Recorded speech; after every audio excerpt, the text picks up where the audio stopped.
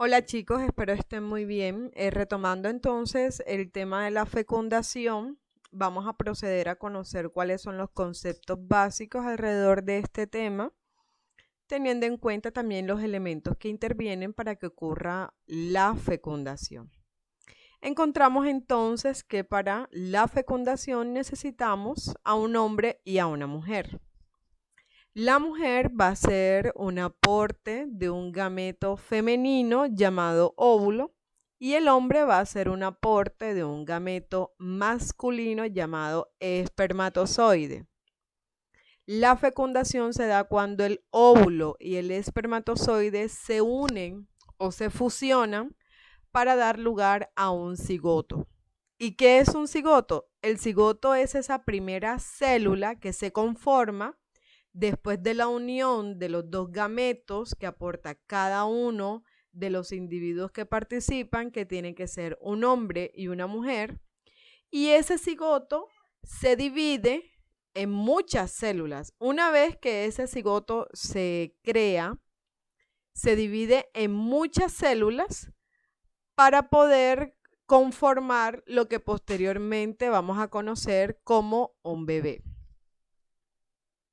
En esa conformación del cigoto vamos a poder revisar cómo es ese procedimiento por el que tiene que atravesar el espermatozoide y el óvulo para alcanzar dicha unión. Entonces, en primera instancia encontramos que el espermatozoide, al igual que muchos miles más, hacen el intento de penetrar todas las capas del óvulo para fecundar su núcleo. En este caso tenemos a un espermatozoide.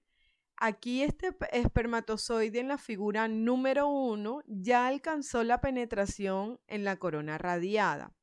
La corona radiada es ese primer filtro que tiene el óvulo y que los espermatozoides, una vez ubican al óvulo, intentan romper o penetrar ese primer filtro.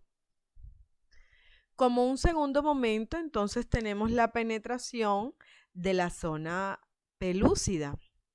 En la zona pelúcida, cuando el espermatozoide está muy cerca a esa zona, se activa una reacción acrosómica que lo que provoca es que el espermatozoide tenga mucha más capacidad para poder llegar al núcleo del óvulo. En este caso, en la imagen 2, nuestra zona pelúcida es la membrana de color azul. Cuando el espermatozoide penetra esa membrana, provoca una reacción química llamada acrosómica.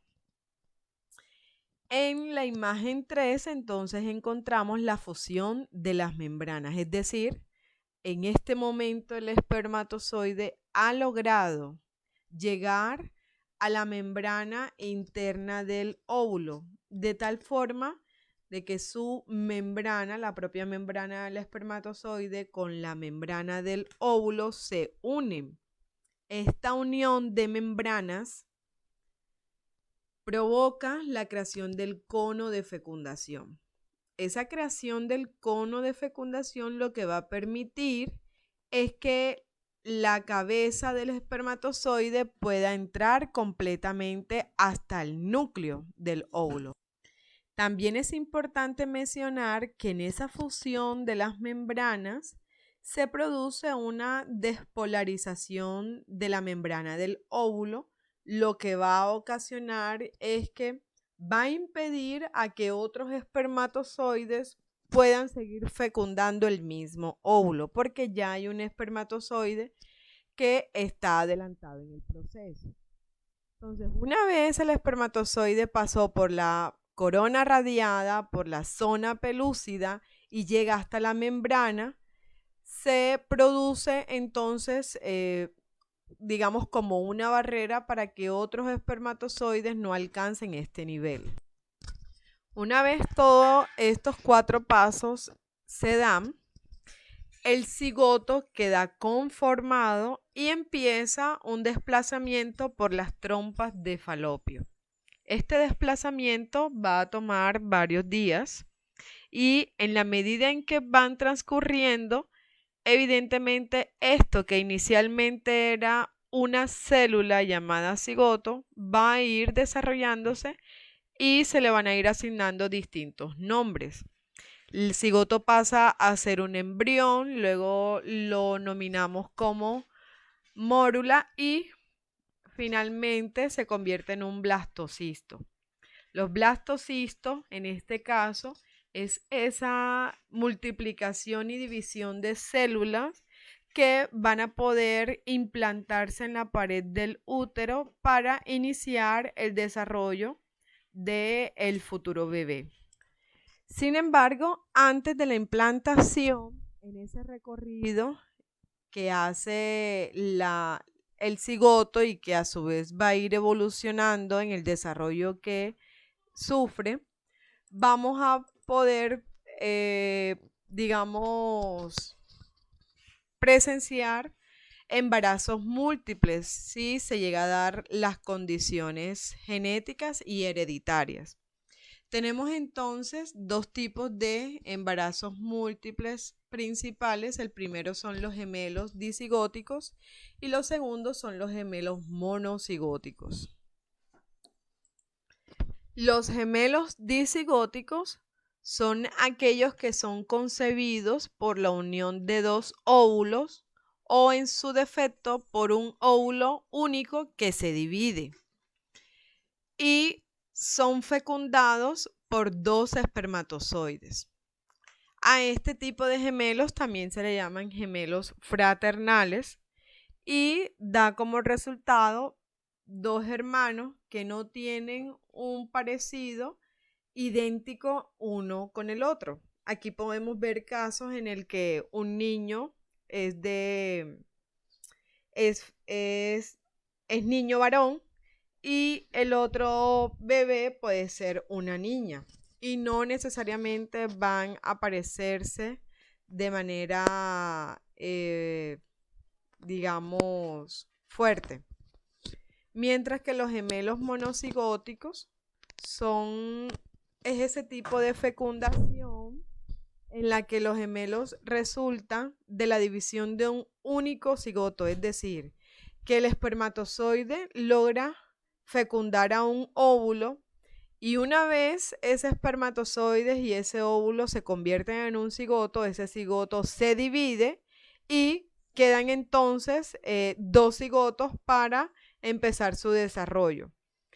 En el primer caso, los gemelos disigóticos no comparten placenta, perdón. Cada uno se va a desarrollar en una placenta distinta. Mientras que los gemelos monocigóticos sí van a compartir placenta. Y en este último, los gemelos monocigóticos son los casos en los que vemos que se parecen muchísimo, tienen bastantes rasgos físicos comunes, tanto que en muchas ocasiones es difícil diferenciar entre el uno y el otro.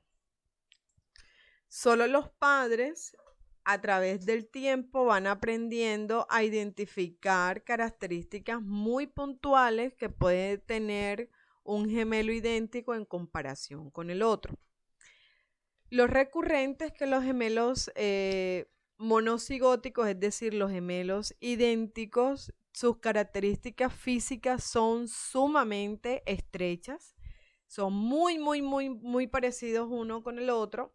Y las diferencias que vamos a poder encontrar entre el uno y el otro están más dadas a su personalidad, a su temperamento, por ejemplo. Entonces, de este modo vemos cómo se da la fecundación. Haciendo un repaso bastante rápido, encontramos que la mujer a través del óvulo y el hombre a través del espermatozoide provocan a que la unión de estos dos produzca un cigoto. Y ese cigoto, al transcurrir los días y al desplazarse a través de la trompa de falopio, se implanta en el útero y empieza el desarrollo oficial de lo que sería próximamente un bebé.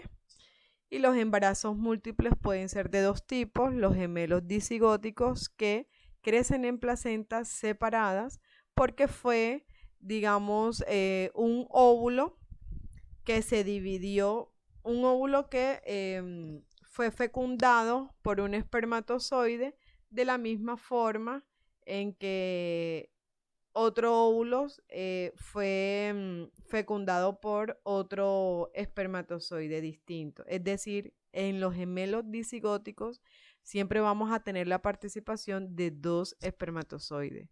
Mientras que los gemelos homocigóticos vamos a encontrar que una vez dada la fecundación, que ya se haya creado el cigoto, estas células se dividen en dos y vamos a tener entonces el desarrollo de dos bebés sumamente idénticos que sí van a compartir placenta.